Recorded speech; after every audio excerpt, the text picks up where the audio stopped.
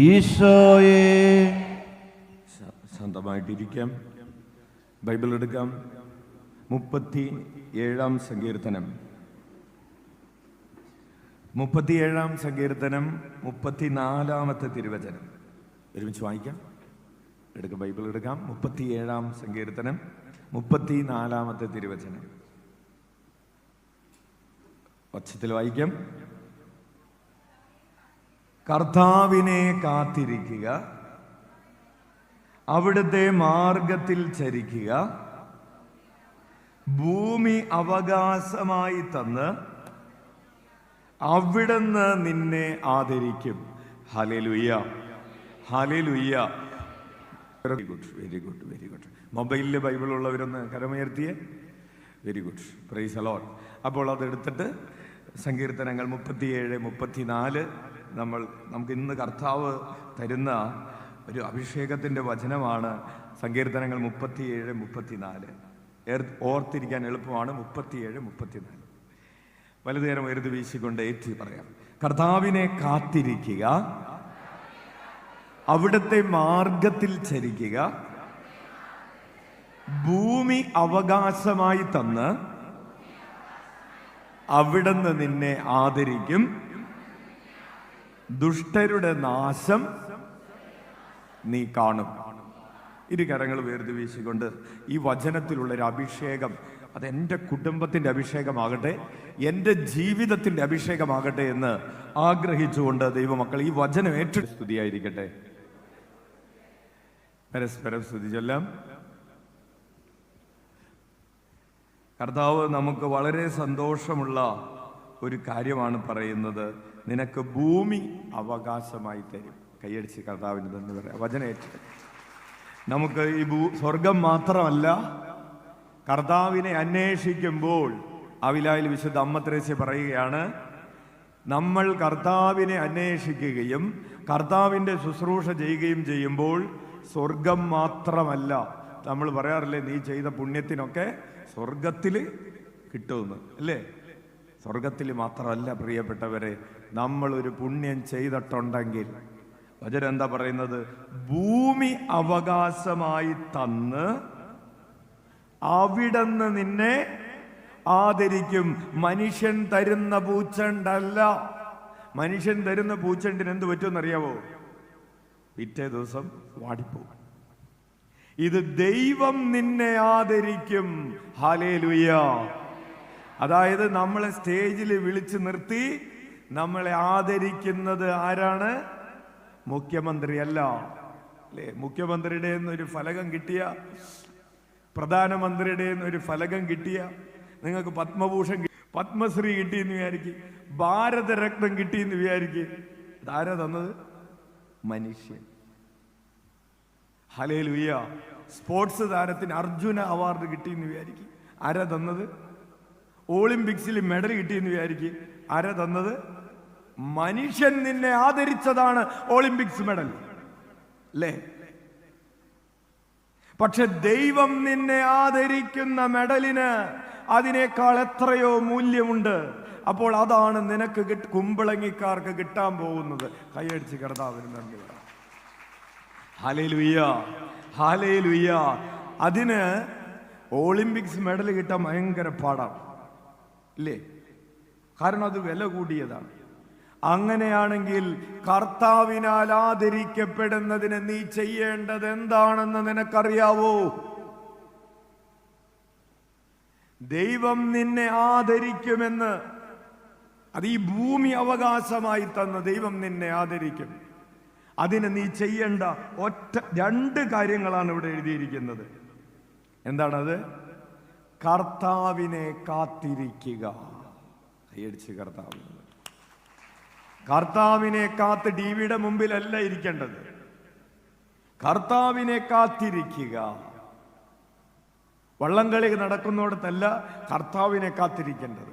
പൂക്കള മത്സരം നടക്കുന്നിടത്തല്ല കർത്താവിനെ കാത്തിരിക്കേണ്ടത്. വടംവലി നടക്കുന്നിടത്തല്ല കർത്താവിനെ കാത്തിരിക്കേണ്ടത്.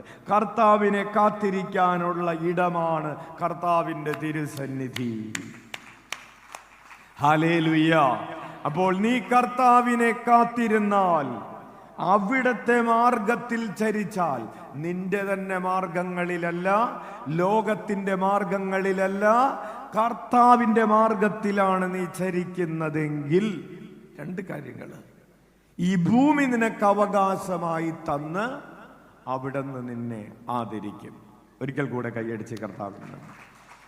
നമ്മുടെ പ്രിയപ്പെട്ട ആന്റണി ചേട്ടൻ വചനം പ്രഘോഷിച്ചുകൊണ്ടിരുന്നപ്പോൾ അച്ഛൻ പറഞ്ഞു, ഈശോയോട് പറഞ്ഞു, ഒരു വചനം തരാൻ പറഞ്ഞു.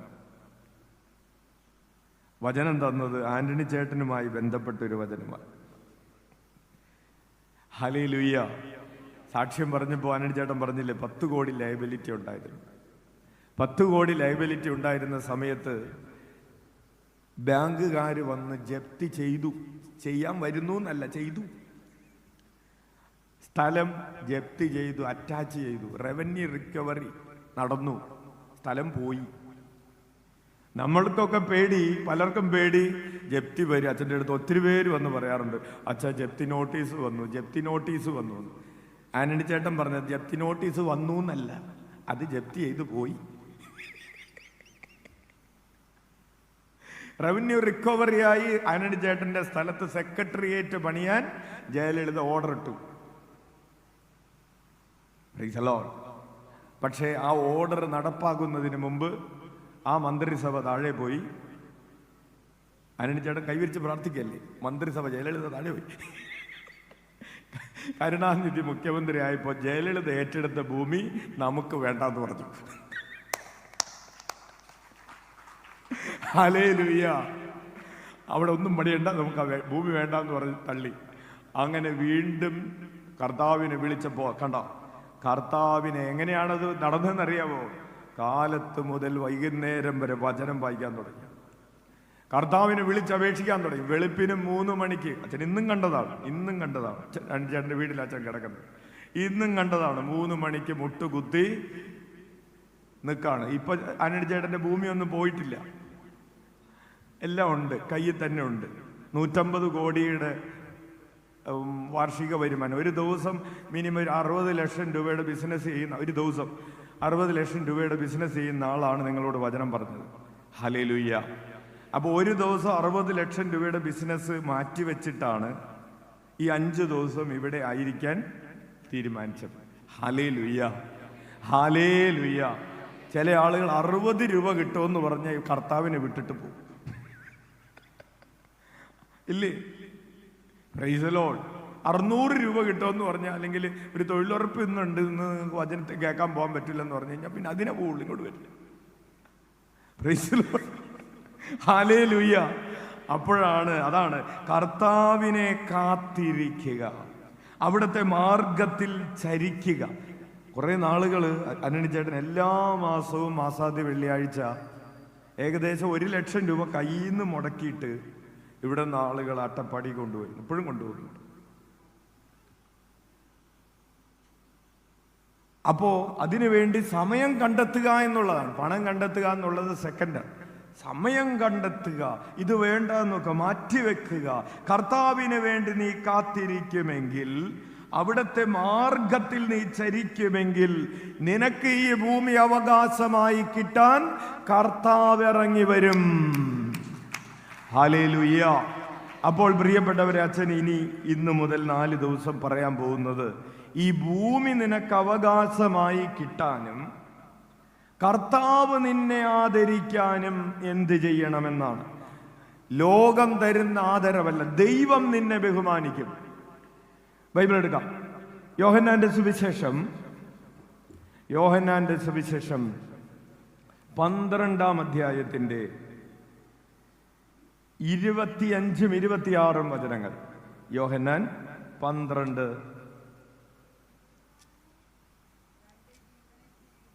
തൻ്റെ ജീവനെ സ്നേഹിക്കുന്നവൻ അത് നഷ്ടപ്പെടുത്തുന്നു. Hallelujah, hallelujah.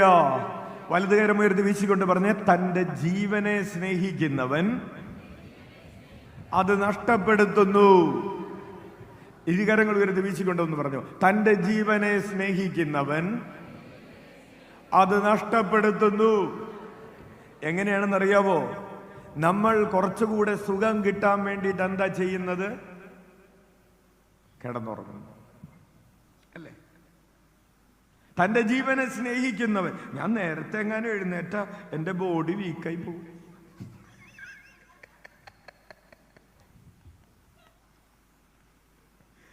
ഞാൻ ഒരു നേരം ഉപവസിച്ചാലേ എൻ്റെ മസിൽ അഴിഞ്ഞു പോകും. ജീവനെ സ്നേഹിക്കുന്നവൻ അവൻ ഒരു മണിക്കൂറൊന്നും, ഞാനേ പള്ളിയിൽ പോയാലേ ആൾക്കാരതും ഇതൊക്കെ പറയും, അവന് മറ്റുള്ളവര് പറയും. ജീവനെ സ്നേഹിച്ചുകൊണ്ടിരിക്കുകയാണ്. ഞാൻ ചില കാര്യങ്ങൾ വേണ്ടെന്ന് വെച്ചാൽ ആളുകൾ എന്നെ കുറിച്ച് കുറ്റം പറയും. അതുകൊണ്ട് സ്വന്തം ജീവനെ സ്നേഹിച്ച് സ്നേഹിച്ച് സ്നേഹിച്ച് അവരെന്ത് ചെയ്തുകൊണ്ടിരിക്കുകയാണ്? ഉത്തരവില്ലല്ലേ?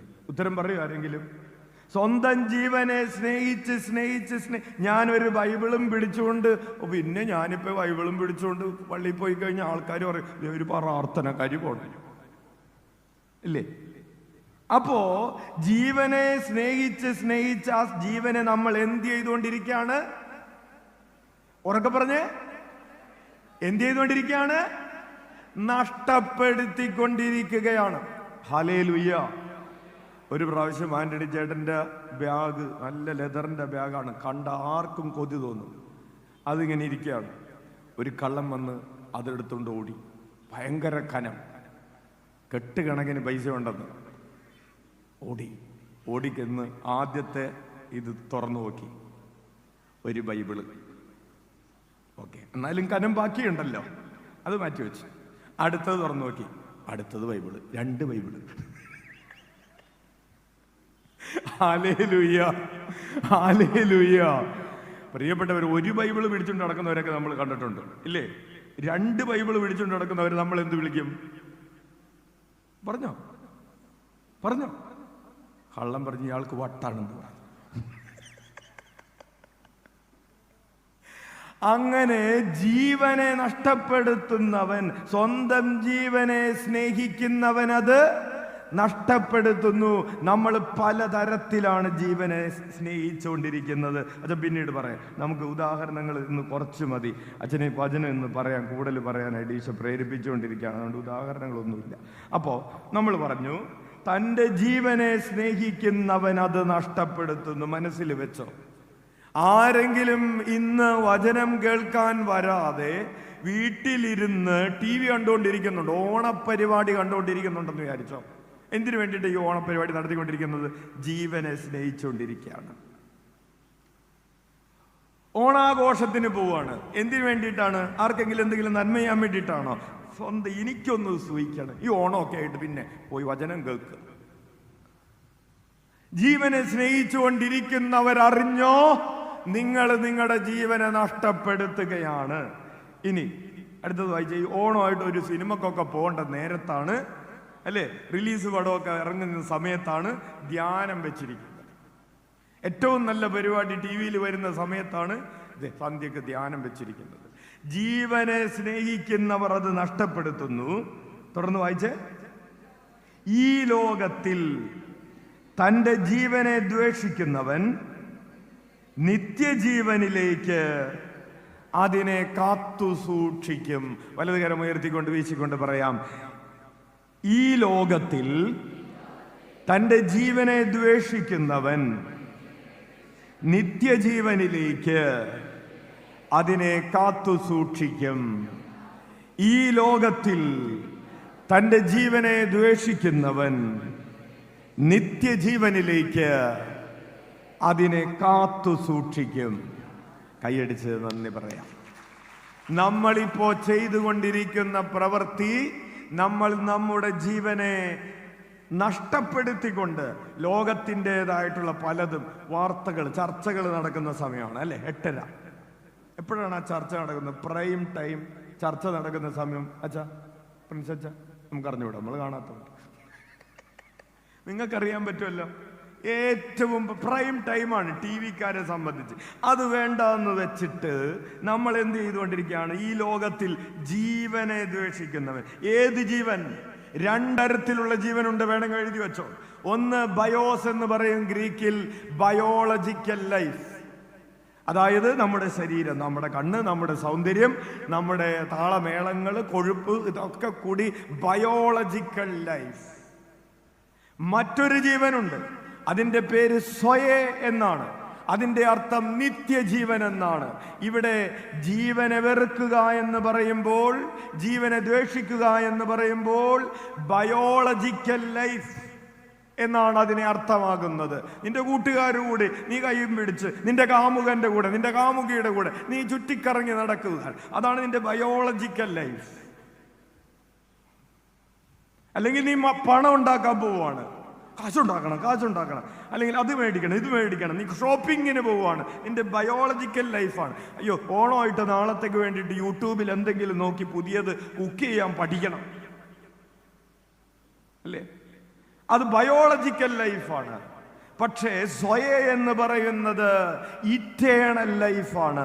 നീ ഈ ബയോസ് വേണ്ട എന്ന് വെക്കുമ്പോൾ, നിന്റെ ബയോളജിക്കൽ ലൈഫിനെ നീ ദ്വേഷിക്കുമ്പോൾ നിനക്ക് കിട്ടുന്നതാണ് സ്വയേ, അല്ലെങ്കിൽ ഇറ്റേണൽ ലൈഫ്, നിത്യജീവൻ എന്ന് പറയുന്നത്. ഈശോയേ.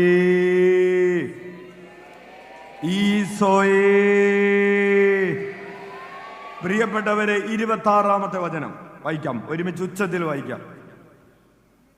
എന്നെ ശുശ്രൂഷിക്കാൻ ആഗ്രഹിക്കുന്നവൻ എന്നെ അനുഗമിക്കട്ടെ. നീ ആരെ ശുശ്രൂഷിക്കാനാണ് ആഗ്രഹിക്കുന്നത്? മനുഷ്യനെ ശുശ്രൂഷിക്കാനാണോ ദൈവത്തെ ശുശ്രൂഷിക്കാനാണോ? Hallelujah, hallelujah, hallelujah. നിനക്കാരുടെ പാദം കഴുകാനാണ് ആഗ്രഹം? കൈയടിച്ച കർത്താവിന് നന്ദി പറയാം. ഹല്ലേലൂയ. നിനക്ക് ആരുടെ കാല് പിടിക്കാനാണ് ആഗ്രഹം? പറഞ്ഞു, അല്ലെങ്കിൽ ആ ചേച്ചി പറയും. ഹല്ലേലൂയ. നിങ്ങൾക്ക് എന്താ ആ ഉത്സാഹം വരാത്ത? എല്ലാവരും അത് പറഞ്ഞു. ആരുടെ കരം പിടിക്കാനാണ് ആഗ്രഹം? ആരുടെ കൂടെ നടക്കാനാണ് ആഗ്രഹം? ആരുടെ പിറകെ പോകാനാണ് ആഗ്രഹം? ആർക്കു വേണ്ടി ജീവിക്കാനാണ് ആഗ്രഹം? ആർക്കു വേണ്ടി മരിക്കാനാണ് ആഗ്രഹം? കൈയടിച്ച് നന്ദി പറയാം. അപ്പോൾ ഈശോ പറയാണ്, അപ്പൊ നിങ്ങൾ എന്നെ ശുശ്രൂഷിക്കാൻ ആഗ്രഹിക്കുന്നവരാണ്, അല്ലേ? ആണോ? നമ്മുടെ മാമോദീസയുടെ സമയത്ത്, ഇന്ന് ദിവ്യബലിയുടെ സമയത്ത് ആമുഖ പ്രഭാഷണത്തിൽ സെബാസ്റ്റ്യൻ പറഞ്ഞു, കുരിശ് വരക്കുന്നതിനെ കുറിച്ച് പറഞ്ഞു. മാമോദീസയുടെ സമയത്ത് നിന്റെ കണ്ണിൽ കുരിശ് വരച്ച അച്ഛൻ പറഞ്ഞത് എന്താണെന്ന് അറിയാവോ?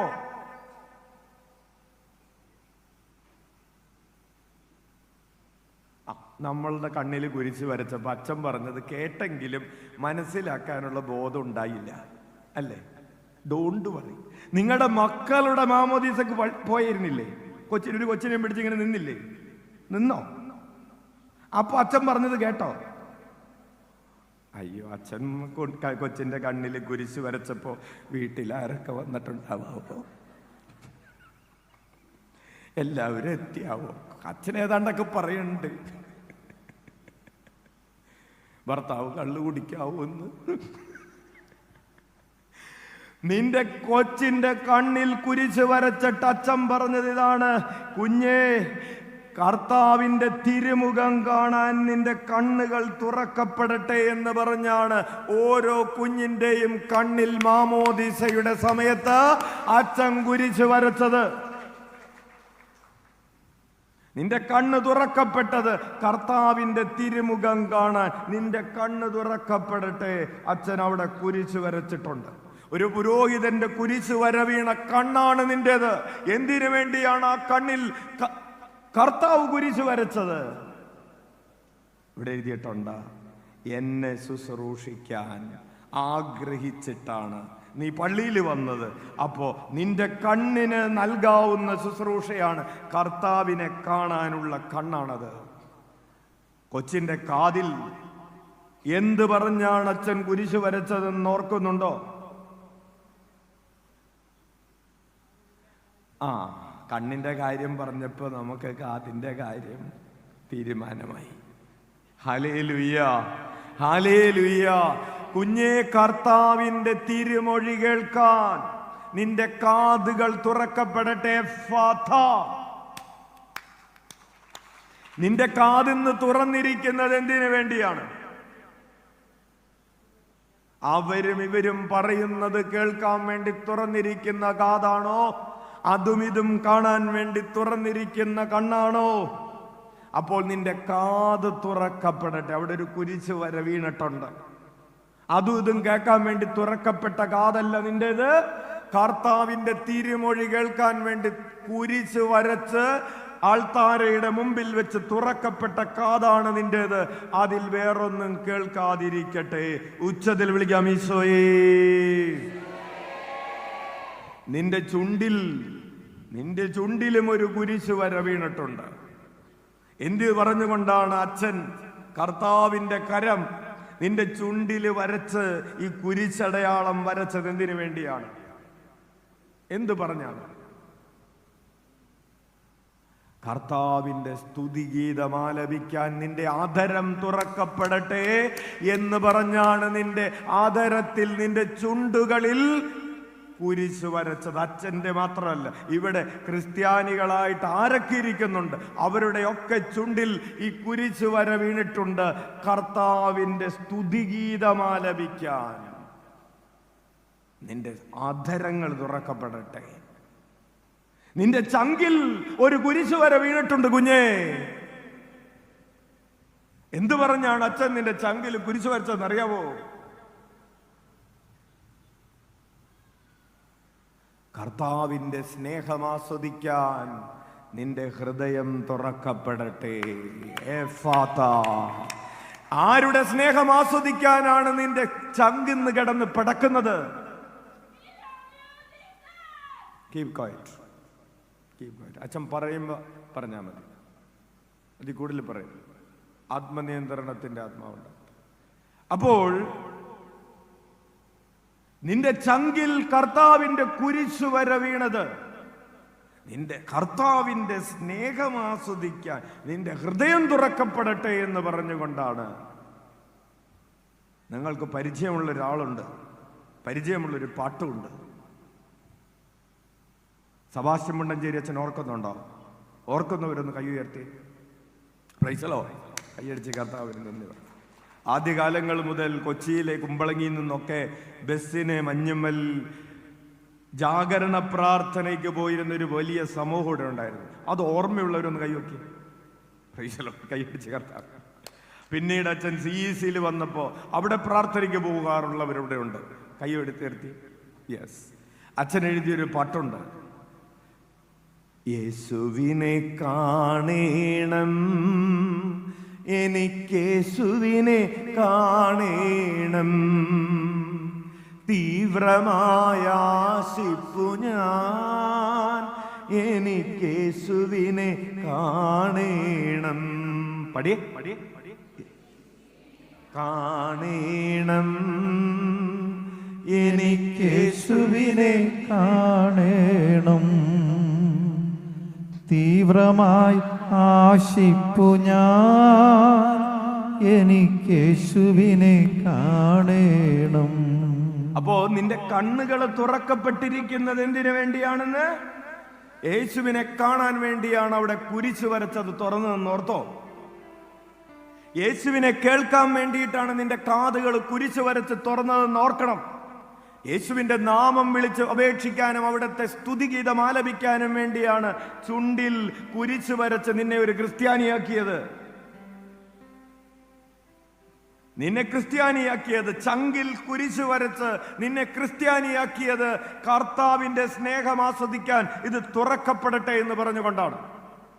നിന്റെ കരങ്ങളിൽ വൈദികൻ കുരിശ് വരച്ചത് എന്ത് പറഞ്ഞുകൊണ്ടാണെന്ന് അറിയാവോ? കർത്താവിന് വേണ്ടി ഉയരാൻ നിന്റെ കരങ്ങൾ ബലം പ്രാപിക്കട്ടെ എന്ന് പറഞ്ഞാണ്. അവർക്കും ഇവർക്കും വേണ്ടി ഉയരാനല്ല, തിന്മ ചെയ്യാനല്ല, കർത്താവിന്റെ മുമ്പിൽ കരമുയർത്തി പ്രാർത്ഥിക്കാൻ, കർത്താവിന് വേണ്ടി അധ്വാനിക്കാൻ നിന്റെ കരങ്ങൾ ബലം പ്രാപിക്കട്ടെ. ഈ കൈവെള്ളയിൽ നിന്റെ മാമോദീസയുടെ സമയത്ത് ഒരു കുരിശടയാളം വീണിട്ടുണ്ടെന്ന് ഇന്ന് ഈ സെപ്റ്റംബർ 14 വിശുദ്ധ കുരിശിന്റെ മഹത്വീകരണത്തിന്റെ തിരുനാൾ ദിനം നീ ഓർത്തേ മതിയാവൂ കുഞ്ഞേ. ഉച്ചത്തിൽ വിളിച്ച ഈശോയേ. നിന്റെ പാദങ്ങളിൽ ഒരച്ചം കുരിശ് വരച്ചിട്ടുണ്ട്. എന്തു പറഞ്ഞാണ്? നിന്റെ പാദങ്ങളിൽ കുരിശ് വര വീണിട്ടുണ്ട്. കർത്താവിന് വേണ്ടി നടക്കാൻ നിന്റെ പാദങ്ങൾ ബലം പ്രാപിക്കട്ടെ. കർത്താവിന് വേണ്ടി നടക്കാൻ, സുവിശേഷം പ്രഘോഷിച്ച് നടക്കാൻ, തോന്നിയതുപോലെ നടക്കാൻ വേണ്ടിയിട്ടല്ല. ഇന്ന് തോന്നിയ പോലെ നടക്കുന്നവരുടെ കാലിലും ആ കുരിശടയാളം കിടക്കുന്നുണ്ട്. പള്ളിയിൽ പോകാൻ മടിയുള്ളവരുടെ കാലിലും ആ കുരിശടയാളം കിടക്കുന്നുണ്ട്. പോകാൻ പാടില്ലാത്തിടങ്ങളിൽ പോകുന്നവരുടെ കാലിലും ആ കുരിശടയാളം കിടക്കുന്നുണ്ട്. സ്വീകരിക്കാൻ പാടില്ലാത്ത സ്നേഹങ്ങൾക്ക് വേണ്ടി ഹൃദയം തുറക്കുന്നവരുടെ ചങ്കിലും ആ കുരിശടയാളം കിടക്കുന്നുണ്ട്. കാണാൻ പാടില്ലാത്തത് കാണുന്നതിന് വേണ്ടി കണ്ണു തുറക്കുന്നവരുടെ കണ്ണിലും ആ കുരിശടയാളമുണ്ട്. കേൾക്കാൻ പാടില്ലാത്തത് കേൾക്കാൻ വേണ്ടി കാതു തുറക്കുന്നവരുടെ കാതിലും അതുണ്ട്. പറയാൻ പാടില്ലാത്തത് പറയാൻ വായ തുറക്കുന്നവരുടെ നാവിലും ചുണ്ടിലും ഈ കുരിശടയാളമുണ്ടെന്ന് നീ ഓർത്തേ മതിയാവൂ. കൈയടിച്ച് നന്ദി പറയാം. ഉച്ചത്തിൽ വിളിക്കാം, ഈശോയേ, ഈശോയേ. പാട്ട് നമുക്ക് പിന്നെ പാടാം. അച്ഛൻ വചനം തുടങ്ങിയിട്ടല്ലോ. അപ്പൊ അച്ഛൻ പെട്ടെന്ന് അത് ഓർത്തപ്പോ പറഞ്ഞതാണ്. ഷാജിയിരുന്നു. Hallelujah, hallelujah, hallelujah. അപ്പോൾ 26-ാമത്തെ തിരുവചനമാണ്, എന്നെ ശുശ്രൂഷിക്കാൻ ആഗ്രഹിക്കുന്നവൻ എന്നെ അനുഗമിക്കട്ടെ. ഈശോയെ നമ്മൾ അനുഗമിച്ച് നമ്മൾ എവിടെ എത്തും? തുടർന്നുള്ള വചനം വായിക്കേ. അപ്പോ ആ വചനം എന്ന് പറഞ്ഞ്, എന്നെ ശുശ്രൂഷിക്കാൻ ആഗ്രഹിക്കുന്നവൻ, വലതുകരം ഒരു വീശിക്കൊണ്ട് പറയാം, എന്നെ ശുശ്രൂഷിക്കാൻ ആഗ്രഹിക്കുന്നവൻ എന്നെ അനുഗമിക്കട്ടെ. ഈശോ എവിടെയാണുള്ളത്? ഈശോ നടന്നുപോയ വഴിയുടെ പേരെന്താണ്? ഈശോ നടന്നുപോയ വഴിയുടെ പേര് കുരിശിന്റെ വഴി എന്നാണ്. കുരിശിന്റെ വഴിയിലൂടെയാണ് അവൻ നടന്നത്. അവനെ എന്നെ ശുശ്രൂഷിക്കാൻ ആഗ്രഹിക്കുന്നവൻ കുരിശിന്റെ വഴിയെ നടക്കട്ടെ എന്നാണ് ആ വചനത്തിന്റെ അർത്ഥം. എന്താണ് കുരിശിന്റെ വഴി? കുരിശിന്റെ വഴി, പ്രിയപ്പെട്ടവരെ, സ്നേഹത്തിന്റെ വഴിയാണ്. കുരിശിന്റെ വഴി സഹനത്തിന്റെ വഴിയാണ്. കുരിശിന്റെ വഴി അനുതാപത്തിന്റെ വഴിയാണ്. കുരിശിന്റെ വഴി കരുണയുടെ വഴിയാണ്. കുരിശിന്റെ വഴി സഹവർത്തിത്വത്തിന്റെ വഴിയാണ്. കുരിശിന്റെ വഴി സഹതാപത്തിന്റെ വഴിയാണ്. കുരിശിന്റെ വഴി വിശുദ്ധിയുടെ വഴിയാണ്. കുരിശിന്റെ വഴി സമ്പൂർണ്ണ സമർപ്പണത്തിന്റെ വഴിയാണ്. കുരിശിന്റെ വഴി അനുസരണത്തിന്റെ വഴിയാണ്. കുരിശിന്റെ വഴി അവസാനം വരെ നിലനിൽക്കുന്ന വിശ്വസ്തതയുടെ വഴിയാണ്. കുരിശിന്റെ വഴി ബലിയായി തീരുന്നവന്റെ വഴിയാണ്. കുരിശിന്റെ വഴി പ്രത്യാശയുടെ വഴിയാണ്. കുരിശിന്റെ വഴി വിശ്വാസത്തിന്റെ വഴിയാണ്. കുരിശിന്റെ വഴി പ്രാർത്ഥനയുടെ വഴിയാണ്. കുരിശിന്റെ വഴി എളിമയുടെ വഴിയാണ്. കൈയടിച്ച് നന്ദി പറയാം. അപ്പോൾ എന്നെ അനുഗമിക്കാൻ ആഗ്രഹിക്കുന്നവൻ എൻ്റെ പിറകെ വരട്ടെ എന്ന് പറഞ്ഞാൽ നീ വിശ്വാസത്തിന്റെ വഴിയിലൂടെ സഞ്ചരിക്കുക. അപ്പോൾ ഈ വഴിയിലൂടെ നീ സഞ്ചരിക്കുമ്പോൾ എവിടെ എത്തും? ഈശോ നടന്ന വഴിയിലൂടെ നമ്മൾ ഈശോയെ അനുഗമിച്ച് യാത്ര ചെയ്യുമ്പോൾ നമ്മൾ എവിടെ എത്തും? നമ്മൾ ഗാഗുൽത്തായിലെത്തും. ലൂക്കായുടെ സുവിശേഷം 23-ാം അധ്യായം. ലൂക്കായുടെ സുവിശേഷം 23-ാം അധ്യായം. 23-ാം അധ്യായത്തില്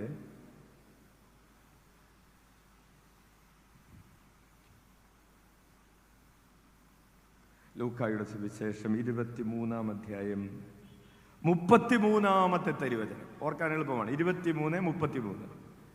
അവിടെ നമ്മൾ എത്തിച്ചേരുന്ന ഒരു സ്ഥലത്തിന്റെ പേര് എഴുതിയിട്ടുണ്ട്. തലയോട് എന്ന് വിളിക്കുന്ന സ്ഥലത്ത് അവർ വന്നു. അവിടെ അവർ അവനെ കുരിശിൽ തറച്ചു. പ്രിയപ്പെട്ടവരെ, തലയോട് എന്ന് പറയുന്ന സ്ഥലം, ചോദ്യം ഇതാണ്, ആരുടെ തലയോട്?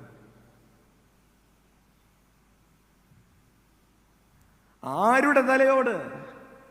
ഈ ഗാഗുൽത്തായ മലമുകളിലുള്ള തലയോട് ആരുടെ തലയോടാണെന്നാണ് വിശ്വാസം എന്നറിയാവോ? വെറുതെ ഒരു തലയോടല്ല, ആദത്തിന്റെ തലയോട്. ആദത്തിന്റെ തലയോടിന്റെ മുകളിലാണ്, ആദത്തിന്റെ തലയോടിന്റെ മുകളിലാണ് ആ കുരിശ് നാട്ടപ്പെട്ടതെന്ന്.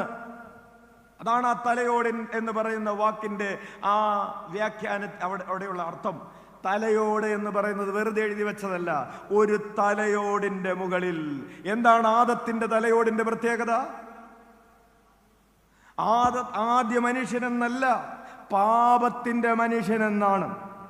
ഈ പാപത്തിൻ മൂലം മരിച്ച മനുഷ്യന്റെ തലയോടിൽ കുത്തിയിറക്കിയിട്ടാണ് ജീവന്റെ കുരിശ് നാട്ടപ്പെട്ടതെന്ന്.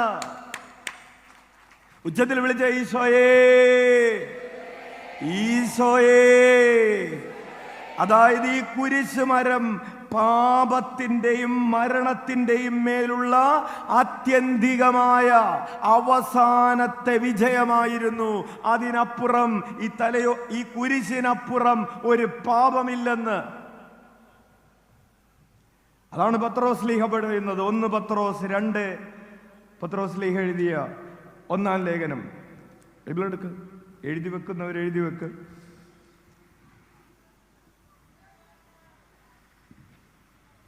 Hallelujah, hallelujah, hallelujah, hallelujah, hallelujah, hallelujah. അവർക്ക് വിളിച്ച ഈശോയേ, ഈശോയേ. 1 പത്രോസ് 2:24. 1 പത്രോസ് 2:24. വായിച്ചോ. നമ്മുടെ പാപങ്ങൾ സ്വന്തം ശരീരത്തിൽ വഹിച്ചുകൊണ്ട് അവൻ കുരിശിലേറി. അത് നാം പാപത്തിന് മരിച്ച് നീതിക്കായി ജീവിക്കേണ്ടതിനാണ്. അവന്റെ മുറിവിനാൽ നിങ്ങൾ സൗഖ്യമുള്ളവരാക്കപ്പെട്ടിരിക്കുന്നു. ആദ്യത്തെ ഭാഗം എടുത്താൽ മതി. നമ്മുടെ പാപങ്ങൾ സ്വന്തം ശരീരത്തിൽ വഹിച്ചുകൊണ്ട് അവൻ കുരിശിലേറി. കുരിശിൽ കിടക്കുമ്പോ താഴെ ആ തലയോടി തകർന്നു കിടക്കുന്നത്, ആ തലയോടിയുടെ മുകളിൽ കുത്തി നിർത്തിയിരിക്കുകയാണ് ഈ കുരിശ്. പാപത്തിന്റെ മുകളിലുള്ള വിജയമാണ്. നമ്മുടെ പാപങ്ങൾ മുഴുവൻ തൻ്റെ ശരീരത്തിൽ ഏറ്റെടുത്ത് പാപത്തെ തോൽപ്പിച്ച് അവൻ കുരിശിലേറി. എന്തിനു വേണ്ടിയാണ് അവൻ കുരിശിലേറിയത്? നാം പാപത്തിന് മരിച്ച് നീതിക്ക് വേണ്ടി ജീവിക്കേണ്ടതിനാണ്. ഹല്ലേലൂയ പറഞ്ഞേ. അത് ഈശോ കുരിശിൽ മരിച്ചത് നാം പാപത്തിന് മരിച്ച് നീതിക്കായി ജീവിക്കേണ്ടതിനാണ്. ഇരുകരങ്ങൾ ഉയർത്തി വീശിക്കൊണ്ടെന്ന് പറഞ്ഞു. ഈശോ കുരിശിൽ മരിച്ചത് നാം പാപത്തിന് മരിച്ച് നീതിക്കായി ജീവിക്കേണ്ടതിനാണ്. പ്രിയപ്പെട്ടവരെ, എന്താണ് നീതി? നമ്മൾ പറയും ഓണം നീതി. എന്തു നീതി? കള്ളവുമില്ല, ചതിയില്ല, പിന്നെ വേറെ ഏതാണ്ടൊക്കെ ഇല്ല, അല്ലേ? അങ്ങനെ പലതുമില്ലാത്തതായിരുന്നു, എല്ലാവരും ഒന്നുപോലെ ആയിരുന്ന അവസ്ഥയായിരുന്നു നീതി. നോ. എന്താണ് നീതി? ബൈബിളിൽ ഏകദേശം 700-ലധികം പ്രാവശ്യം ഉപയോഗിച്ചിട്ടുള്ള, പഴയ നിയമത്തിൽ 500-ഉം പുതിയ നിയമത്തിൽ 200+ പ്രാവശ്യം ഉപയോഗിച്ചിട്ടുള്ളൊരു വാക്കാണ് നീതി. എന്താണ് നീതി? ദൈവത്തിൻ്റെ ഒരു പര്യായമായിട്ട് ഉപയോഗിക്കാറുണ്ട്. നീതി എന്ന് പറഞ്ഞാൽ റൈച്ചിയസ്നെസ്. റൈച്ചിയസ്നെസ് എന്ന് പറഞ്ഞാൽ right standing with God. Right standing with God എന്ന് പറഞ്ഞാൽ റൈറ്റ് റിലേഷൻഷിപ്പ് വിത്ത് ഗോഡ്. അതായത് ഈശോ, റൈറ്റ് റിലേഷൻഷിപ്പ് എന്ന് പറഞ്ഞാൽ ഈശോയുമായിട്ടുള്ള, ദൈവവുമായിട്ടുള്ള ബന്ധം. അപ്പോൾ ഈശോ നമുക്ക് വേണ്ടി മരിച്ചത്, പാപത്തിന് മരിച്ചത്, നമ്മൾ പാപത്തിന് മരിച്ച് ദൈവവുമായി ബന്ധത്തിലായിരിക്കാനാണെന്ന്. Hallelujah, hallelujah. അപ്പോൾ നീതി എന്ന് പറയുന്ന വാക്കിന്റെ അർത്ഥം എന്താണ്? അത് വെറും ജസ്റ്റിസ് അല്ല, റൈച്ചിയസ്നെസ് ആണ്, റൈറ്റ് റിലേഷൻഷിപ്പ് വിത്ത് ഗോഡാണ്. നിനക്ക് ദൈവവുമായി, അല്ലെങ്കിൽ റൈറ്റ് സ്റ്റാൻഡിങ് വിത്ത് ഗോഡ് എന്നാണ് literal translation. Right standing with God. ദൈവം നിൽക്കുമ്പോൾ ദൈവം നിൽക്കുന്നത് പോലെ ദൈവവുമായിട്ട് തോളോട് തോള് ചേർന്ന് ഒരുപോലെ റൈറ്റ് സ്റ്റാൻഡിങ് വിത്ത് ഗോഡ്. അങ്ങനെ ദൈവവുമായിട്ട് തോളോട് തോള് ചേർന്ന് നിൽക്കുന്ന അവസ്ഥയാണ് ദൈവവുമായിട്ടുള്ള ബന്ധത്തിന്റെ അവസ്ഥ. Right relationship with God. ഉച്ചത്തിൽ വിളിക്കാം, ഈശോയേ. അതായത് ഈശോ കുരിശിൽ മരിച്ചത് നിനക്ക് ദൈവവുമായി സാധാരണ ബന്ധമല്ല, ചങ്കോട് ചങ്കു ചേർന്നുള്ളൊരു ബന്ധമുണ്ടാകാൻ വേണ്ടിയാണ് ഈ കുരിശ് നാട്ടപ്പെട്ടതെന്ന്. ആ ചങ്കോട് ചങ്ക് ചേർന്നുള്ള ബന്ധത്തിന്റെ അടയാളമായിട്ടാണ് നീ കഴുത്തിൽ കുരിശ് ധരിക്കുന്നത്, കയ്യിൽ കുരിശ് പിടിക്കുന്നത്. കാരണം അവൻ എൻ്റെ ചങ്കാണെന്ന് പറഞ്ഞുകൊണ്ടാണ് നെഞ്ചത്ത് നീ കുരിശിട്ടുണ്ട് നടക്കുന്നതെന്ന്.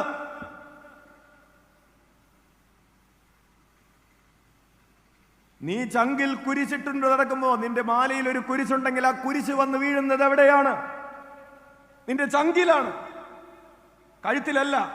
ചങ്കി കിടക്കുന്ന കുരിശ് ലോകത്തോട് പറയുന്നത് അവൻ എൻ്റെ ചങ്കാണെന്നാണ്. അങ്ങനെയാണ് താലിമാലയിൽ കുരിശുണ്ടായത്. ഇപ്പോ കുരിശിടാൻ മടിയായ പിള്ളേര് എന്ത് ചെയ്യുന്നറിയാവോ? ലവ് ചിഹ്നം ഇട്ടുകൊണ്ട് നടക്കുകയാണ്. കഴുത്തിൽ നോക്കുമ്പോൾ മാലയിൽ നിന്നൊക്കെ കുരിശ് പഴയതായി, പുതിയ ഫാഷൻ. ഒരു ചില കുട്ടികളുടെ കഴുത്തിൽ ഒരു ലവ് ചിഹ്നം, ചില കുട്ടികളുടെ കഴുത്തിൽ 2 ലവ് ചിഹ്നം. അവൾ 2 പേരുമായി പ്രണയത്തിലാണ്. അതുകൊണ്ടാണ്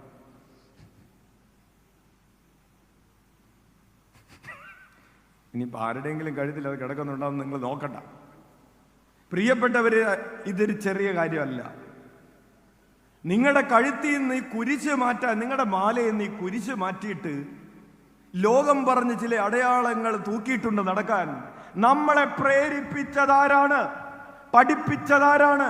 അതാണ് ഇന്നലെ നമ്മൾ പറഞ്ഞത്. നിങ്ങൾ ഈ ലോകത്തിന്റെ രീതി നീതികൾ അനുകരിക്കരുതെന്ന് ഇന്നലെ പറഞ്ഞില്ലേ? Hallelujah, hallelujah, hallelujah.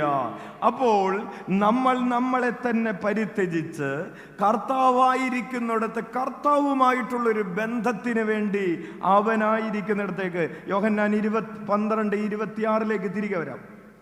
യോഹന്നാൻ 12:26 തിരികെ വരാം. തിരികെ വന്നോ? എന്നെ ശുശ്രൂഷിക്കാൻ ആഗ്രഹിക്കുന്നവൻ എന്നെ അനുഗമിക്കട്ടെ.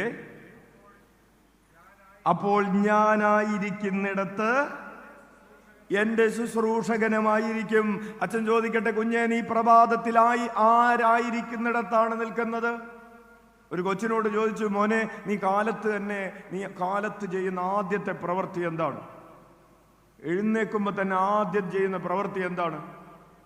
അവൻ ആത്മാർത്ഥമായിട്ട് പറഞ്ഞു, മൊബൈൽ എവിടെയാണെന്ന് തപ്പി നോക്കുന്നു.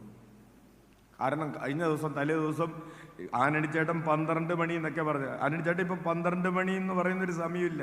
2 മണി 3 മണിക്കൊക്കെയാണ് കൊച്ചുങ്ങൾ കിടക്കാൻ പോകുന്നത്. ചിലപ്പോൾ 6 മണിക്ക് കുരിശുമണി കൊട്ടുമ്പോഴായിരിക്കും കിടക്കാൻ പോകുന്നത്. അമ്മ വന്ന് മോനെ പള്ളിയിൽ പോകാൻ നേരമായി എന്ന് പറയുമ്പോഴായിരിക്കും 6 മണി ആയോ, എന്നാ ഇനി കിടക്കാൻ. അപ്പോൾ പ്രിയപ്പെട്ടവരെ, നീ ആരായിരിക്കുന്നിടത്താണ്? കർത്താവായിരിക്കുന്നിടത്ത് നീ ഇല്ല. യെസ്, എന്നെ ശുശ്രൂഷിക്കും. തുടർന്ന് വായിച്ചേ, ഏറ്റവും ഒടുവിലത്തെ വാക്കൊന്ന് വായിച്ചേ. എന്നെ ശുശ്രൂഷിക്കുന്നവനെ, വലതുകരം ഉയർത്തി വീശിക്കൊണ്ടെന്ന് പറഞ്ഞ്, എന്നെ ശുശ്രൂഷിക്കുന്നവനെ പിതാവ് ബഹുമാനിക്കും.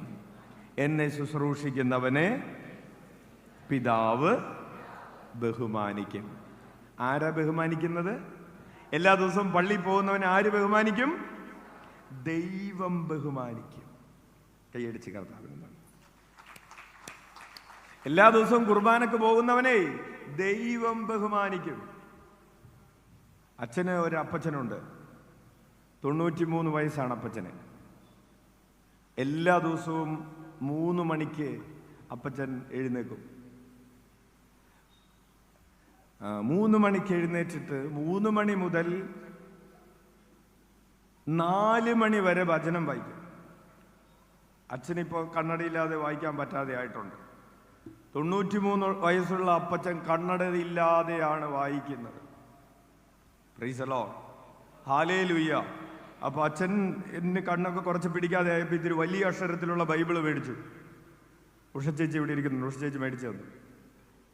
വലിയ അക്ഷരത്തിലുള്ള ബൈബിൾ കണ്ണു പിടിക്കുന്നില്ല. അപ്പോൾ അച്ഛൻ വീട്ടിൽ ചെന്നപ്പോൾ അപ്പച്ചന് പഴയ ചെറിയ അക്ഷരമുള്ള ബൈബിൾ വായിച്ചുകൊണ്ടിരിക്കും, കൂളായിട്ട് വായിച്ചുകൊണ്ടിരിക്കുക.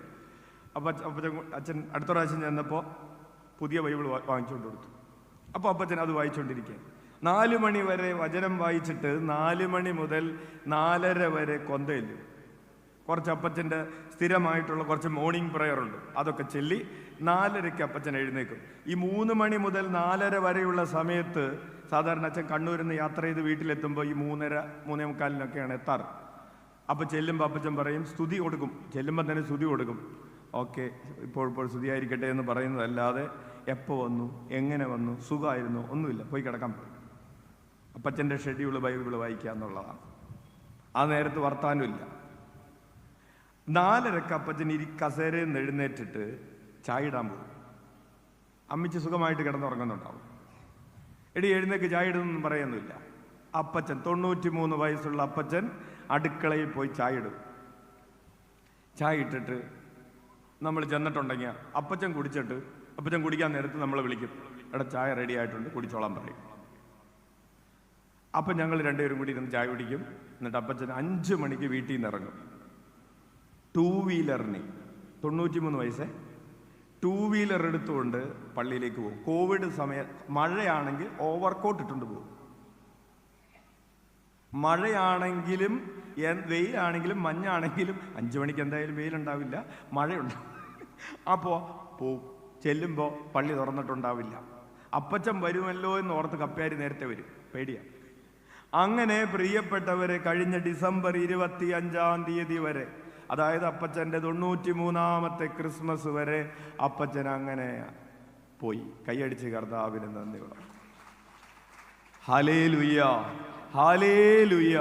25-ാം തീയതി ക്രിസ്തുമസിനെ അപ്പച്ചൻ പള്ളിയിൽ പോയി തിരിച്ചു വന്നു. 26-ാം തീയതി അപ്പച്ചന് പള്ളിയിൽ പോകാൻ പറ്റിയില്ല. എന്തോ ഒരു ശരീരത്തിനൊരു ബുദ്ധിമുട്ട് പോലെ. അപ്പച്ചൻ പറഞ്ഞു, ചേട്ടനോട് പറഞ്ഞു, എടാ വികാരിച്ചനൊന്ന് വരാൻ പറയാൻ പറഞ്ഞു. വികാരിച്ചൻ വീട്ടിൽ വന്നു. രണ്ടുപേരും കൂടി വർത്തമാനം പറഞ്ഞുകൊണ്ടിരുന്നപ്പോൾ അപ്പച്ചനൊരാഗ്രഹം. അപ്പച്ചൻ പറഞ്ഞു, അച്ഛ എനിക്കൊരാഗ്രഹമുണ്ട്. എന്താ അപ്പച്ച? കൂളായിട്ട് രണ്ടുപേരും വർത്തമാനം പറയും, ചായയൊക്കെ കുടിച്ച്. എനിക്ക് ഒരു അന്ത്യകൂദാശ വേണം. അപ്പച്ചൻ എന്നോടത് പണ്ടേ നേരത്തെ പറഞ്ഞിട്ടുണ്ട്. അപ്പച്ചൻ ഞാൻ പറഞ്ഞു, എനിക്കങ്ങനെ തരാൻ പറ്റില്ല, വികാരിച്ചനോട് പറയാൻ പറഞ്ഞു.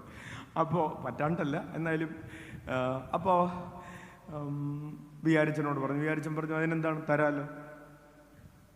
വികാരി അച്ഛൻ പിറ്റേ ദിവസം അന്ത്യകൂദാശയ്ക്കുള്ള സാധനങ്ങളൊക്കെ ആയിട്ട് വന്നു. അപ്പച്ചനോട് പറഞ്ഞിട്ടുണ്ടായിരുന്നു ഷേവ് ചെയ്ത് നിന്നോളണം എന്ന് പറഞ്ഞു. പിന്നെ പിറ്റേ ദിവസം കല്യാണമല്ലേ, ഷേവ് ചെയ്ത് നിൽക്കാൻ. അപ്പച്ചൻ പോയി ഷേവൊക്കെ ചെയ്ത് നല്ല മിടുക്കനായിട്ട് പൗഡറൊക്കെ ഇട്ട് സ്പ്രേ ഒക്കെ അടിച്ച് പുതിയ വാച്ചൊക്കെ കെട്ടി നിൽക്കുകയാണ്. എന്താണ്, കല്യാണത്തിന് നിൽക്കുകയല്ല, അന്ത്യകൂദാശ നിൽക്കുക. മൂത്ത ചേച്ചിന്, അടുത്തുള്ള ചേച്ചിയൊക്കെ വിളിച്ചിട്ട് പറഞ്ഞു, ഞാൻ നാളെ നാളെ എൻ്റെ അന്ത്യകൂദാശയാണ്, നീ വരണം. നമ്മൾ മക്കളെയൊക്കെ വിളിക്കില്ലേ ബർത്ത്ഡേക്ക്, അച്ഛനെ വിളിച്ചു. അച്ഛൻ പറഞ്ഞു, ശുശ്രൂഷ ഉള്ളതുകൊണ്ട് സമയമില്ല, ഉള്ളവർ മതി, ഉള്ളവരൊക്കെ ആയിട്ട് ചടങ്ങ് നടത്തിക്കോളാൻ പറഞ്ഞു. അങ്ങനെ അപ്പച്ചൻ സ്റ്റഡിയായിട്ട് നിന്ന് കയ്യും കാലമൊക്കെ കാണിച്ചു കൊടുത്ത് ശുശ്രൂഷ. ഒരു കാര്യം ചെയ്താൽ മതി, അപ്പച്ചന് നല്ല മരണം. കൂളായിട്ടിരുന്ന് വർത്താനം പറഞ്ഞുകൊണ്ട് പറയാണ്, അപ്പച്ചന് എത്തിച്ചാൽ മതി. ചിരിച്ചുകൊണ്ട് പറയാം, എന്നാൽ ശരി, അങ്ങനെ ആവട്ടെ എന്ന് പറഞ്ഞു. പ്രിയപ്പെട്ടവരെ, അങ്ങനെ പോയി അപ്പച്ചൻ കഴിഞ്ഞ ഏപ്രിൽ 8-ാം തീയതി മരിച്ചു. കൈയടിച്ച് കർത്താവിൽ നിന്ന് ഹല്ലേലൂയ, ഹല്ലേലൂയ. മരണത്തിൻ്റെ അവസാനത്തെ 2 ആഴ്ച അപ്പച്ചന് ഹോളി വീക്ക് കഴിഞ്ഞ്, നമ്മളുടെ കരുണയുടെ തിരുനാൾ കഴിഞ്ഞ്, കരുണയുടെ തിരുനാളിൻ്റെ അന്ന് രാത്രി, ഞായറാഴ്ച രാത്രി കരുണയുടെ കവാടത്തിലൂടെ കടന്ന് പിറ്റേ ദിവസം ഏപ്രിൽ 8-ാം തീയതി മംഗളവാർത്തയാണ്. അച്ഛൻ ബാംഗ്ലൂർ ധ്യാനം നടത്തിക്കൊണ്ടിരിക്കുമ്പോൾ അച്ഛൻ്റെ ഫോണിലേക്ക് ഒരു മംഗളവാർത്ത വന്നു. എന്താണ് ആ മംഗളവാർത്ത? അപ്പച്ചൻ മരിച്ചു. ധ്യാനം നിർത്തി വാ. പറഞ്ഞു വരുന്നത്, അച്ഛനിത് പറഞ്ഞതാണെന്നറിയാവോ? അപ്പച്ചനെ ഇതുപോലെ കർത്താവിനെ ശുശ്രൂഷിച്ച അപ്പച്ചൻ, ഞങ്ങൾ 7 മക്കളാണ്. ഈ 7 മക്കളോടും പറഞ്ഞുകൊണ്ടിരുന്നത് നിങ്ങൾ ദൈവവേലക്ക് പോ എന്നാണ്. അങ്ങനെ 2 അച്ഛന്മാരുണ്ട് വീട്ടിൽ. അച്ഛൻ്റെ തൊട്ടുമൂത്ത ചേട്ടനും അച്ഛനാണ്. 2 ചേച്ചിമാർ കന്യാസ്ത്രീമാരാണ്. അങ്ങനെ 4 പേര് സഭയിൽ ശുശ്രൂഷ ചെയ്യുന്നുണ്ട്. 3 പേര് കല്യാണം കഴിച്ചിട്ടുണ്ട്. കൈയടിച്ച് കർത്താവിന് നന്ദിയാണ്. അപ്പച്ചൻ്റെ ആഗ്രഹം ഞങ്ങൾ 7 പേരും, 3 ആൺമക്കളുള്ളത് 3 പേരും അച്ഛന്മാരാവണമെന്നും 4 പെൺമക്കളുള്ളതിൽ 4 പേരും കന്യാസ്ത്രീ ആവണമെന്നായിരുന്നു അപ്പച്ചൻ്റെ ആഗ്രഹം. എല്ലാവരും ദൈവവേല ചെയ്യുന്നവരാകണം എന്നായിരുന്നു അപ്പച്ചൻ്റെ ആഗ്രഹം. Hallelujah, hallelujah, hallelujah, hallelujah. അപ്പോൾ എന്നെ ശുശ്രൂഷിക്കുന്നവൻ, അപ്പച്ചൻ്റെ ശരീരം ബോഡി വീട്ടിൽ കൊണ്ടുവന്ന് വെച്ച് 15ാമത്തെ മിനിറ്റിൽ കോട്ടപ്പുറത്തുനിന്ന് പിതാവ് വന്നു, ബിഷപ്പ് വന്നു, ഒപ്പീസ് എല്ലാം വേണ്ടി വന്നു. അരമണിക്കൂർ കഴിഞ്ഞപ്പോൾ കണ്ണൂർ ബിഷപ്പ് വന്നു. പിന്നെയും ഒരു അരമണിക്കൂർ കഴിഞ്ഞപ്പോൾ കോഴിക്കോട് ബിഷപ്പ് വന്നു. 3 ബിഷപ്പുമാർ 3 മണിക്കൂറിനുള്ളിൽ വന്ന് അപ്പച്ചന് വേണ്ടി ഒപ്പീസ് എല്ലി തിരികെ പോയി. പിറ്റേ ദിവസവും ഉണ്ടായിരുന്നു പിതാവ് ഒപ്പീസ് എല്ലാം വേണ്ടിയിട്ട്. ഹല്ലേലൂയ. അങ്ങനെ 10-60 അച്ഛന്മാർ കൂടി കുർബാനയൊക്കെ ചൊല്ലി അപ്പച്ചൻ അന്ത്യയാത്ര നടത്തി പറഞ്ഞു വിട്ടു. Price the Lord. ഡിസംബർ 25 വരെ സ്കൂട്ടർ ഓടിച്ച് പള്ളിയിൽ പോകാനായിട്ട് കർത്താവ് കൃപ കൊടുത്തു.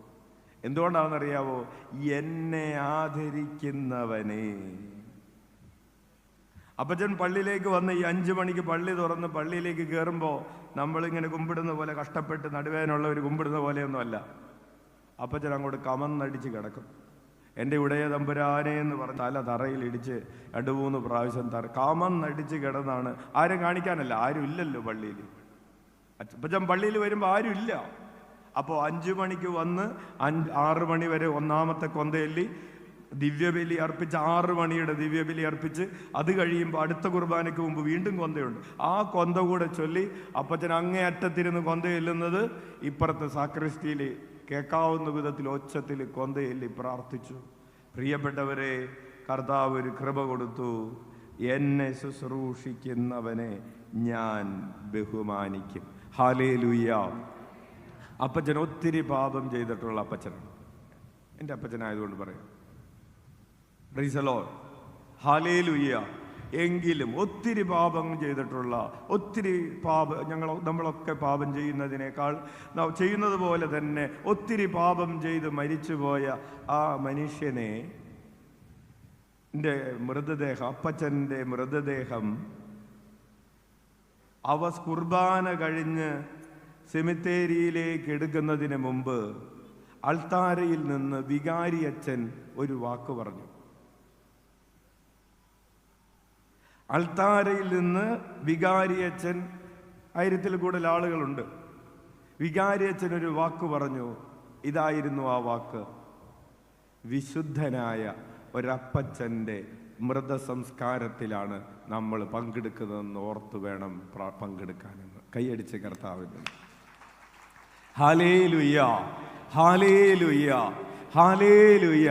ഒരു മകനെന്ന നിലയ്ക്ക് അച്ഛന് കേൾക്കാൻ ഇതിലും വലിയ ഒരു അപ്രീസിയേഷൻ അപ്പച്ചനെ കുറിച്ച് വികാരിച്ചൻ അറിഞ്ഞുകൊണ്ട് പറഞ്ഞതാണോ, അറിയാതെ പറഞ്ഞതാണോ, അറിയാതെ നാവിൽ നിന്ന് വന്നതാണോ, അതൊന്നും വിഷയമല്ല.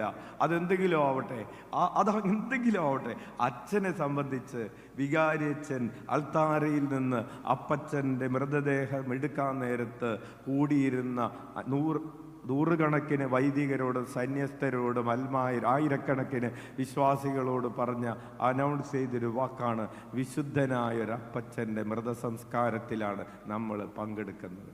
ഹല്ലേലൂയ. പ്രിയപ്പെട്ടവരെ, ഒരു മനുഷ്യന്, അച്ഛൻ്റെ കാര്യം വിട്, ഒരു മനുഷ്യന് തൻ്റെ ജീവിതത്തിൻ്റെ അവസാനം പള്ളിയിൽ നിന്ന് ഈ മൃതദേഹം എടുക്കാൻ നേരത്ത് ഇതിൽ കൂടുതൽ എന്ത് കേൾക്കണം? പത്മശ്രീ കിട്ടിയ ആളാണ് ഈ കിടക്കണമെന്ന് പറയണോ? അന്ന് ഇത്രയാവോ? ഭാരതരത്നം മേടിച്ച ആളാണ് ഈ കിടക്കുന്നതെന്ന് പറയണോ?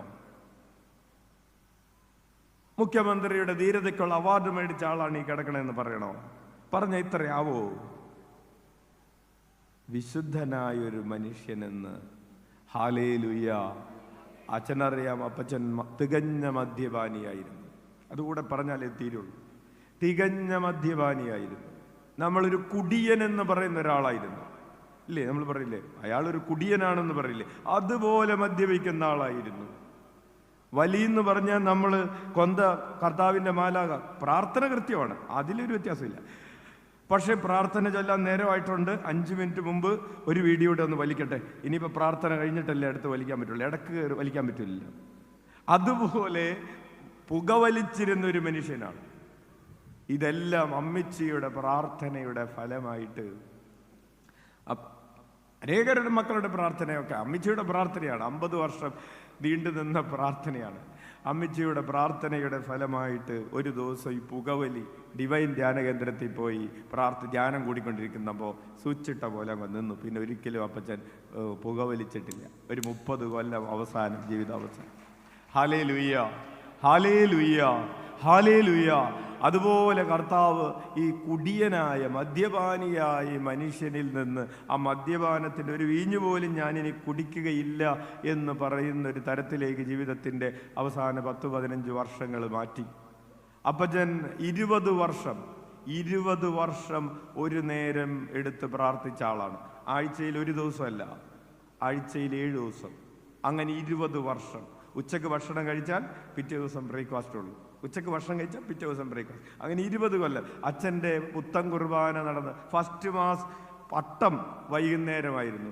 അപ്പച്ചൻ അന്ന് വൈകുന്നേരം ഒരു ചായ അല്ലാതെ ഒന്നും കുടിച്ചില്ല. അപ്പച്ചൻ പറഞ്ഞു, എനിക്ക് ഒരു നേരം എടുത്തിരിക്കുകയാണ്. പട്ടത്തിൻ്റെ അന്ന് അച്ഛൻ്റെ ചേട്ടൻ്റെ പട്ടം കാലത്തായതുകൊണ്ട് ഉച്ചക്ക് ഭക്ഷണം കഴിച്ചു. പക്ഷേ പുത്തൻ കുർബാന, അച്ഛൻ്റെ ചേട്ടൻ്റെ പുത്തൻ കുർബാനയും അച്ഛൻ്റെ പുത്തൻ കുർബാനയും വൈകിട്ടായിരുന്നു. ആ വൈകിട്ട് പുത്തൻ കുർബാന നടക്കുന്ന വീട്ടിലെ ജോലികൾ നിങ്ങൾക്കറിയാം. ഒരപ്പൻ എന്ന നിലയിൽ അപ്പനാണ് ഇതെല്ലാം ഓടി നടന്നു ചെയ്തത്. A to Z ചെയ്ത അപ്പൻ ഒരു ചായ മാത്രം കുടിച്ചിട്ട് പറഞ്ഞു, എനിക്ക് ഉച്ച കഴിഞ്ഞ ഉപവാസമാണ്. പുത്തൻ കുർബാനക്ക് അപ്പച്ചൻ ഒരപ്പം പോലും കഴിക്കാത്ത അപ്പനായിരുന്നു. Hallelujah, hallelujah. പിറ്റേ ദിവസം കാലത്താണ് തലേ ദിവസത്തെ അപ്പം എടുത്ത് എങ്ങനെയുണ്ടെന്ന് നോക്കിയത്. പറഞ്ഞു വരുന്നത്, നമ്മൾ കർത്താവിനെ ബഹുമാനിക്കുമ്പോൾ നമ്മളെ കർത്താവ് ബഹുമാനിക്കുമെന്ന് നിങ്ങളെ ഓർമ്മിപ്പിക്കാൻ വേണ്ടിയാണ്. Hallelujah, hallelujah, hallelujah, hallelujah. അപ്പോൾ ദൈവം നമ്മെ ബഹുമാനിക്കും. ദൈവം നമ്മെ ബഹുമാനിക്കുമ്പോൾ അതിനായിട്ട് ചെയ്യേണ്ട, അതിനുവേണ്ടി അപ്പോൾ നമ്മൾ ചോദിക്കും, അപ്പം നമുക്കിപ്പോൾ ആഗ്രഹമുണ്ട് നമ്മളെ ദൈവം ബഹുമാനിക്കണം. മനുഷ്യരെ ബഹുമാനിച്ചിട്ട് കാര്യമില്ല കേട്ടോ, ഒരു കാര്യമില്ല. 100 കണക്കിന് ഉദാഹരണങ്ങൾ നമുക്കുണ്ട്. ദൈവം നമ്മെ ബഹുമാനിക്കാൻ എന്ത് ചെയ്യണമെന്ന് 1 സാമുവേൽ ബൈബിളെടുക്കാം. 1 സാമുവേൽ. ഇന്നെന്തായാലും സാമുവേലിൻ്റെ പുസ്തകത്തിൽ നിന്നാണ് ആനണി ചേട്ടനും പ്രസംഗിച്ചത്. 1 Samuel 3:2. 1 Samuel. Price the Lord. ഒന്ന് ഈശോയെ 3 പ്രാവശ്യം വിളിച്ചേ.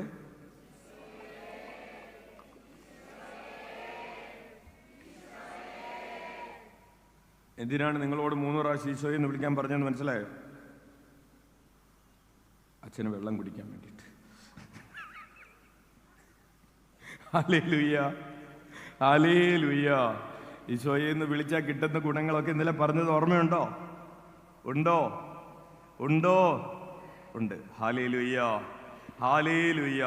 എന്നാൽ 1 സാമുവേൽ 2:30 തിരുവചനം ഒന്ന് വായിച്ചേ.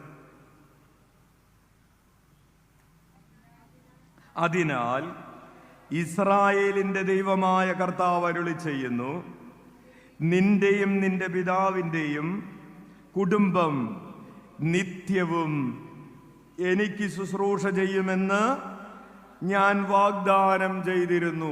ഏലി പ്രവാചകനെ കുറിച്ചും പ്രവാചകന്റെ മക്കളെ കുറിച്ചുമാണ് പറയുന്നത്. എന്നാൽ ഇപ്പോൾ കർത്താവായ ഞാൻ പ്രഖ്യാപിക്കുന്നു, ഇനി അങ്ങനെ ആയിരിക്കുകയില്ല. 1 മിനിറ്റ് ഒന്ന് നിൽക്ക്. നിന്നോട് ദൈവം മാമോദീസയിൽ വാഗ്ദാനം ചെയ്തിരുന്നു, ഞാൻ നിന്റെ പിതാവും നീ എൻ്റെ മകനുമായിരിക്കുമെന്ന്. അതുകൊണ്ട് ആബാ പിതാവേ എന്ന് വിളിച്ചോ, സ്വർഗസ്ഥനായ ഞങ്ങളുടെ പിതാവേ. നിന്റെ മാമോദീസയുടെ സമയത്ത് നിന്നോട് പറഞ്ഞിരുന്നു, നീ എന്നെ രക്ഷകനും നാഥനുമായി സ്വീകരിച്ചാൽ നിനക്ക് സ്വർഗം അവകാശമായി കിട്ടുമെന്ന് പറഞ്ഞിരുന്നു. എന്നാൽ എന്നെ നീ വിശ്വസിച്ച് എന്നെ നീ സ്വീകരിച്ചാൽ നീ ദൈവ മകനായിത്തീരും, മകളായിത്തീരും എന്നൊക്കെ പറഞ്ഞിട്ടുണ്ട്. കുറെ വാഗ്ദാനങ്ങളൊക്കെ തന്നിട്ടുണ്ടായിരുന്നു. എന്നാൽ എന്ന് പറയാണ്, ഇനി വായിച്ചോ, തുടർന്ന് വായിച്ചോ. ഇനി അങ്ങനെ ആയിരിക്കുകയില്ല. എന്നെ ആദരിക്കുന്നവരെ ഞാനും ആദരിക്കും, എന്നെ നിന്ദിക്കുന്നവൻ നിന്ദിക്കപ്പെടും. കൈയടിച്ച് കർത്താവിന് വലതേരം ഉയർത്തി വീശിക്കൊണ്ടെന്ന് പറഞ്ഞ്, എന്നെ ആദരിക്കുന്നവനെ ഞാനും ആദരിക്കും, എന്നെ ആദരിക്കുന്നവരെ ഞാനും ആദരിക്കും, എന്നെ നിന്ദിക്കുന്നവൻ നിന്ദിക്കപ്പെടും. കർത്താവിനെ നിന്ദിക്കുന്നവർക്ക് എന്ത് സംഭവിക്കും? അവരെ ആര് നിന്ദിക്കും? കർത്താവ് ആരെ നിന്ദിക്കാനൊന്നും പോവില്ല. കർത്താവിന് വേറെ പണിയില്ലേ? ആ പണി നാട്ടുകാർ ചെയ്തോളും. Hallelujah, hallelujah. അപ്പോൾ കർത്താവിനെ ആദരിക്കുന്നവരെ ആരാദരിക്കും? അത് നാട്ടുകാർ ചെയ്യൂല, അത് കർത്താവ് തന്നെ ചെയ്യും. നിങ്ങൾ വായിക്കുമ്പോ ശ്രദ്ധിച്ച് വായിച്ചോ. എന്നെ ആദരിക്കുന്നവരെ ഞാനും ആദരിക്കും. അവിടെ ഞാനുണ്ട്, ഞാനും ആദരിക്കും. എന്നെ നിന്ദിക്കുന്നവൻ നിന്ദിക്കപ്പെടും. എവിടെയെങ്കിലും വെച്ച് നിന്ദിക്കപ്പെട്ടോളും. ഇവിടെ കർത്താവിനെ നിന്ദിച്ചിട്ട് ഒരുത്തൻ UK പോയാൽ അവിടെ വെച്ച് അവൻ നിന്ദിക്കപ്പെട്ടോളും. ഇവിടെ കർത്താവിനെ നിന്ദിച്ചിട്ട് ഒരുത്തി ഓസ്ട്രേലിയക്ക് പോയാൽ അവിടെ കിട്ടിക്കോളും. അച്ഛൻ്റെ ശാപമൊന്നുമല്ല, കർത്താവിൻ്റെ ഒരു വാഗ്ദാനമാണ്. എന്തെന്ന്?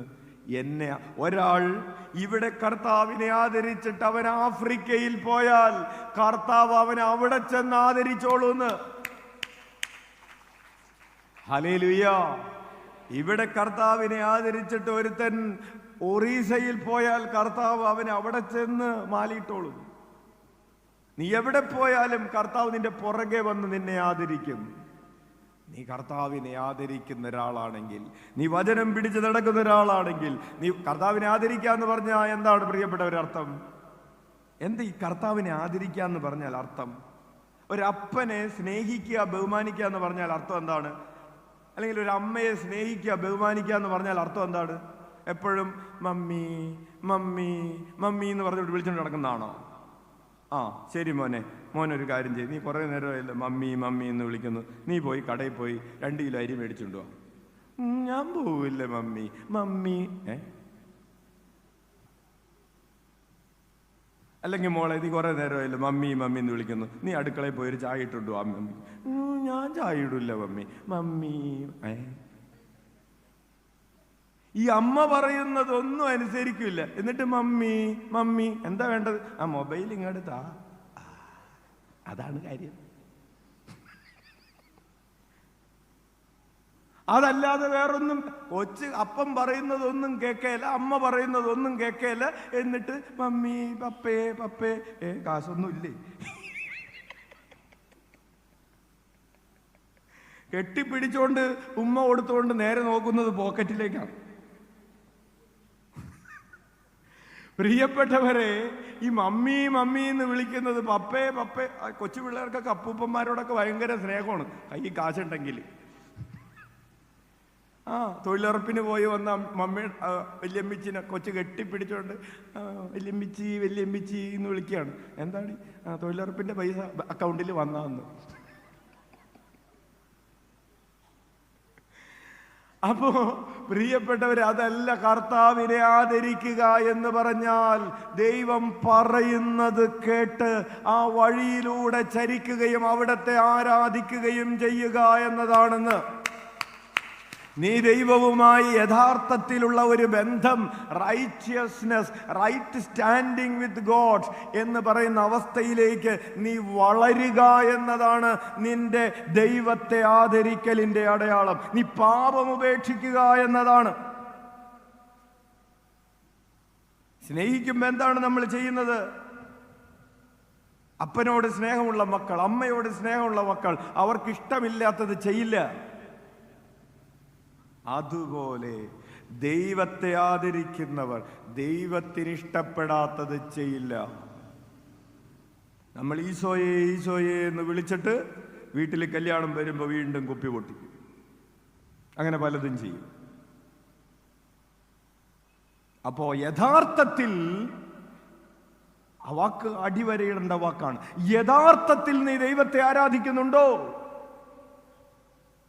പള്ളി പോയി എന്നുള്ളത് ശരിയാണ്. നീ യഥാർത്ഥത്തിൽ ദൈവത്തെ സ്നേഹിക്കുന്നുണ്ടോ? പ്രിയപ്പെട്ടവരച്ഛൻ അവസാനിപ്പിക്കുകയാണ്.